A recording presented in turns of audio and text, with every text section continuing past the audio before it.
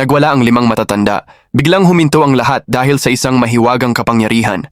Lumabas din ang malungkot na nakaraan ni Kuma. Sa episode 1029 ng One Piece, may matinding update sa gitna ng isla. Paulit-ulit ang nakakainis na broadcast. Maliban sa mga Vice Admiral at Rear Admiral, lahat ng iba pang sundalo ng dagat ay agad na inutusan maglikas matapos masaksihan ang nakakakilabot na eksena. Sa likod nila, ramdam ang takot. Hindi sila makapaniwalang mismong ang 5 pinuno na parang mga Diyos ay personal na dumating sa labanan. Sa galit, sinaksak ni Bonnie si Saturn. Gulat ang mga Marine, hindi nila inakalang aatakihin si Saturn. Pero kampante si Saturn. Mayabang niyang sinabi, kung gusto niyang umiwas, madali lang yon. Biglang gumanti si Saturn gamit ang misteryosong kapangyarihan at tinamaan agad si Bonnie. Napakadaling nahuli ang isang supernova. Dumating si Sanji para iligtas siya pero tinamaan din siya ng parehong kapangyarihan. Gising si Sanji at gumana ang pambihira niyang exoskeleton pero malala pa rin ang pinsala.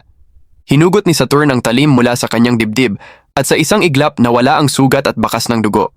Biglang nag-iba ang ihip ng hangin, nagsama-sama ang mga Marine at itinutok ang kanilang mga sandata, handang hulihin si Vegapunk at ang iba pa. Pero pinigilan ni Saturn ang mga Vice Admiral na umatake. Pagharap niya kay Kizaru, sinabi niya, "Para sa iyo ba? Masyadong mabagal ang misyon?" Kanina, isang malakas na atake mula kay Luffy ang nagpahinto sa Admiral. Pero ngayon, parehong nakabulagta sina Kizaru at Luffy. Habang pinagmamasdan ni Saturn si Luffy na walang magawa, handa na siyang tapusin ito habang mahina pa ang kalaban. Pero biglang sumulpot si Frankie at isang suntok ang nagpadapa kay Saturn at nailigtas si Luffy. Nakaiwas siya sa mga tinik ng gagamba. Alam ni Saturn na ang Straw Hat Crew ay isang elite team na bihasa sa pagtutulungan pero naniniwala pa rin siyang walang makakatakas sa kanila. Halos wala nang malay si Luffy at si Sanji at ang iba pa ay biglang naparalisa ng misteryosong kapangyarihan.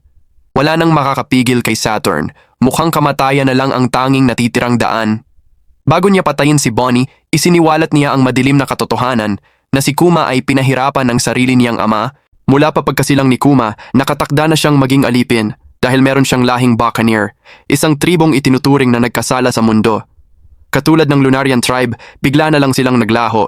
Hindi na nagdagdag pa si Saturn ng paliwanag.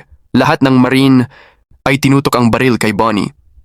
Habang nilalamon ng kawalan ng pag-asa, naalala ni Bonnie ang mga alaala nila ni Kuma. Naikwento sa kanya ang alamat ni Nika, ang mandirigmang magpapalaya sa lahat. Dahan-dahang pumikit si Bonnie, parang tinanggap na ang hatol ng kapalaran. Pero may pag-asa pa rin siyang darating si Nika.